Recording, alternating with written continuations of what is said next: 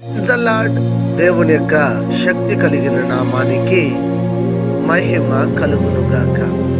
ఈరోజు దేవుని యొక్క వాగ్దానము ఆది కాండము 28వ అధ్యాయం 15వ వచనము. ఇదిగో నేను నీకు తోడై ఉండి నీవు వెళ్ళు ప్రతి స్థలమందు నిన్ను కాపాడుచు ఈ దేశమునకు మరలా రప్పించెదను. నేను నీతో చెప్పినది నెరవేర్చు వరకు నిన్ను విడువను అని చెప్పగా అని ఇక్కడ రాయబడి ఉంటున్నది. ఈ దినము దేవుని యొక్క వాగ్దానాన్ని వింటున్నటువంటి ప్రియ దైవజనులారా, మీరందరూ కూడా గమనించాలి. ఈ వాగ్దానాన్ని దేవాది దేవుడు మరి యాకోబుకి దేవుడు ఇచ్చినట్టుగా మనం చూస్తూ ఉన్నాం. అయితే దేవాది దేవుడు యాకోబు ఒకానొక సందర్భంలో దేవుని యొక్క సముఖంలో మరి అరణ్య ప్రాంతంలో మరి ప్రార్థన చేయించుకున్నప్పుడు ఆ ప్రార్థనని ఆలకించిన దేవుడు వీటి వాగ్దానాన్ని దేవుడు యాకోబుకి దయచేశాడు. అనగా ఏకాంత ప్రార్థన ఎంతో శ్రేష్టమైనదిగా ఉంటుంది. కనుక మనతో దేవుడు మాట్లాడాలి అన్నా, దేవుడు మనతో మాట్లాడాలన్నా, మనము దేవునితో మాట్లాడాలి. ఏకాంత ప్రార్థన ఎంతో అవసరమైంది. కనుక ఏకాంత ప్రార్థన ఏ వ్యక్తి అయితే ఎక్కువగా చేస్తారో ఆ వ్యక్తితో దేవుడు మాట్లాడుతారు.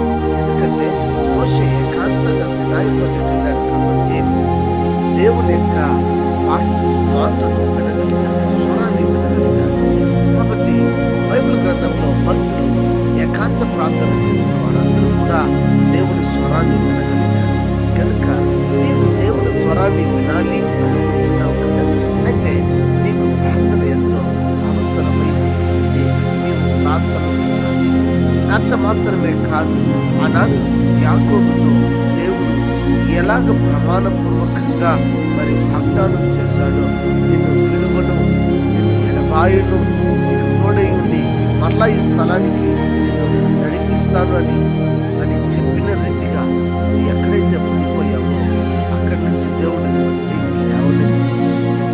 గొప్ప వైభవం ఏదైతే ఉందో, ఎంత సంతోషకరమైనటువంటి, ఎంత దేవునికరమైన జీవితం జీవించామో, అపూర్వ వైభవమైనటువంటి జీవితాన్ని దేవుడు నీకు ఇచ్చి నడిపించాలని ఆశీర్వదించాడు.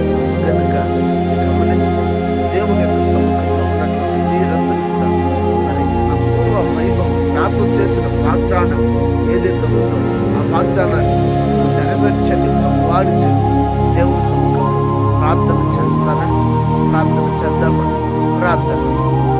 పరిశుద్ధుడా, ఉదయకాల సమయమందు మీరు మాట్లాడిన రీతిగా స్తోత్రమునైనా ఈ వాక్యమును బట్టి దేవా నా జీవితాలలో మరొక మారు మీరు బలపరిచారు అని ఎవరైతే ప్రభువా ప్రార్థన చేస్తున్నారో మరి ప్రార్థన మీరు ఆలకించండి, అంగీకరించండి. అనారోగ్య చట్టం ఉన్న వారికి ఆరోగ్యం, ఆర్థిక ఇబ్బందులు ఉన్న వారికి పిల్లలను, రక్షణ లేని పిల్లలకు రక్షణ నుంచి ప్రతి వారిని కూడా మీ రాకడ కోసం సిద్ధపరచమని క్రీస్తు పేరిట ఈ ప్రార్థన సమర్పించి అడిగి వేడుకొని నాము తండ్రి. ఆమేన్. God bless you. దేవుడు మిమ్మల్ని దీవించి ఆశీర్వదించును.